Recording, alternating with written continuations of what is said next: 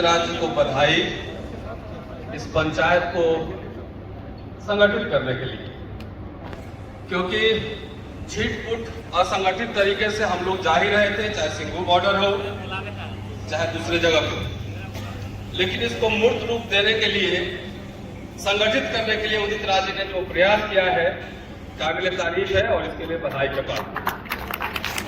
साथियों, अगर बोर्ड देखेंगे पीछे, किसान आंदोलन के समर्थन में लैटरल एंट्री और निजीकरण के खिलाफ, ये तीनों देखने में आपको अलग अलग लग रहा होगा, लेकिन बेसिकली ये अलग अलग है नहीं।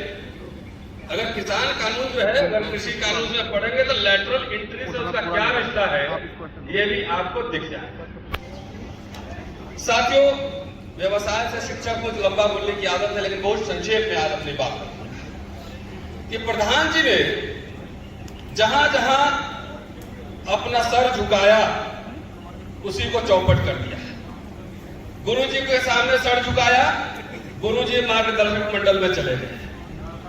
जब पार्लियामेंट आए तो पार्लियामेंट के सामने सर झुकाए, पता लगा कि पार्लियामेंट छोड़ के दूसरा पार्लियामेंट बन रहा है।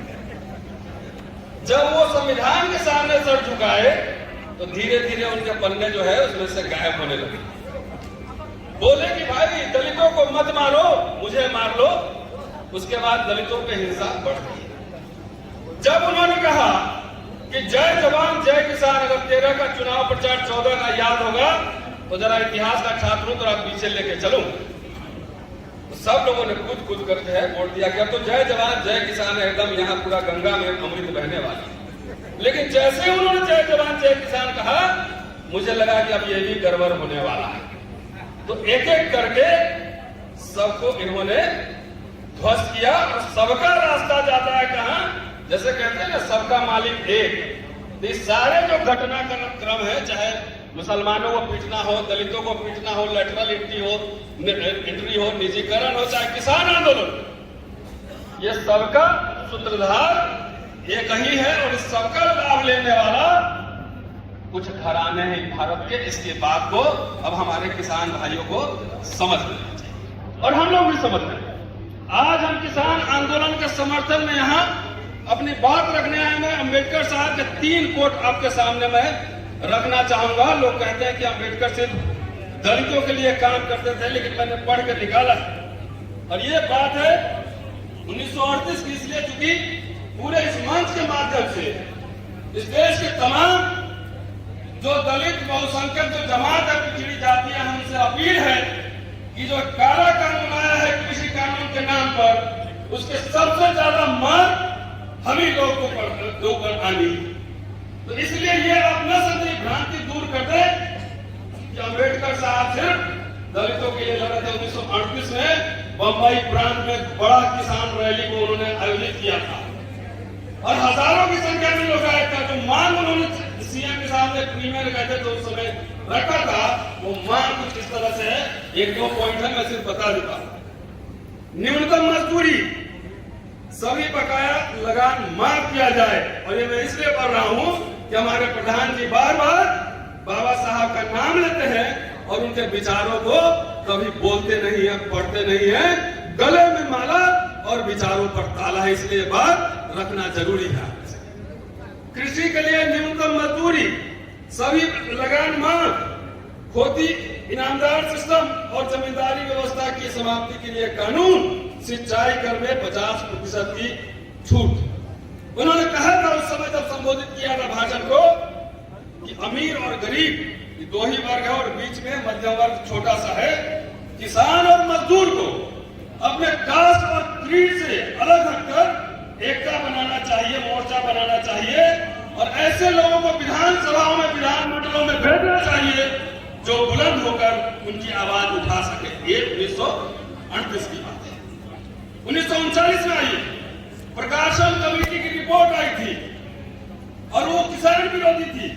तो उसका तो सार संक्षेप में बता ही देगा कि मुझे इसमें उन्होंने कहा था, अपने शेड्यूल कास्ट के जो लोग थे उनको कहा था कि मुझे इसमें कोई संदेह नहीं है कि मद्रास में शेड्यूल कास्ट के प्रतिनिधि ऐसे किसी भी कानून के पक्षधर बनेंगे जो इन सत्ताधारी अधिकारों के नाम पर मालगुजारी वसूलने वाले का एक नया वर्ग पैदा करता हुआ अडानी अंबानी आजकल गोदाम बनवा रहा है पंजाब में और बिहार में।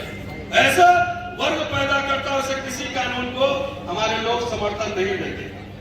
मेरे विचार है कि ऐसे किसी विधान के समर्थन देना किसानों के हितों पर भारी कुठाराघात होगा। इसीलिए आपके समर्थन में और बाबा साहब के हवाले से ये बात मैं आपके सामने रख रहा हूं। 1939 में एक लाइन का है, किसानों का कॉलेज में सेमिनार था। उन्होंने कहा था क्या कि जो सरकार की आय है उसका ज्यादा से ज्यादा जो है उपयोग किसानों की कर्ज माफी में और उन्हीं को खुशहाली में किया जाना चाहिए।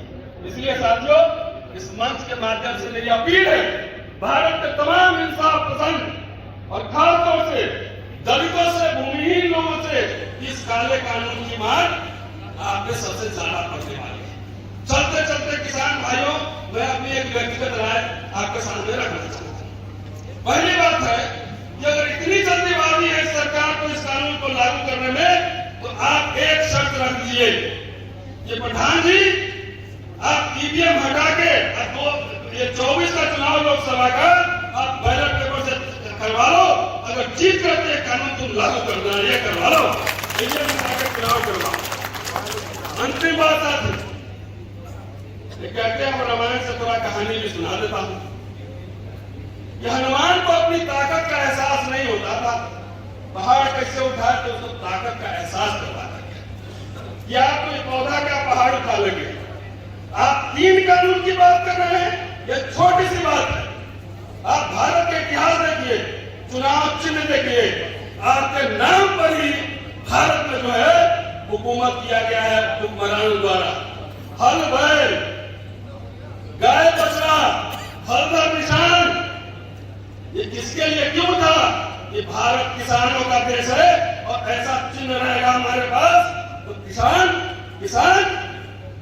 वो हमें वोट देगा। तो आपके नाम पर भारत को हुक्म की गई, हुकूमत की गई। इसलिए साथियों, अपील है कि अपनी ताकत को पहचानो और ये बोलो कि अगर हमारे नाम पे हुकूमत की जा सकती है तो ये पंचायत ये फैसला ले कि आने वाले चुनाव में इस भाजपा सरकार को, ये पूंजीपतियों की सरकार को उखाड़ फेंके। ये अपना लीजिए, क्या छोटी मार की बात कर रहे हैं। वैसी सरकार तो सबके खिलाफ अत्याचार कर रही, सिर्फ किसानों की बात नहीं। देश के सारे संसाधन, एयरपोर्ट, रेल, तमाम सार्वजनिक संस्थाएं, मैं यूनिवर्सिटी में पढ़ाता हूं, मुझे पता है क्या चल रहा है वहां। आपके बच्चों के लिए यूनिवर्सिटी ध्वस्त किए जा रहे हैं। तो इसलिए आप अपने हाथ, अपनी ताकत को पहचानिए और बोलिए मोदी जी चिंता न करो, 24 में आपको उखाड़ करेंगे। शुक्रिया साथियों, जय हिंद।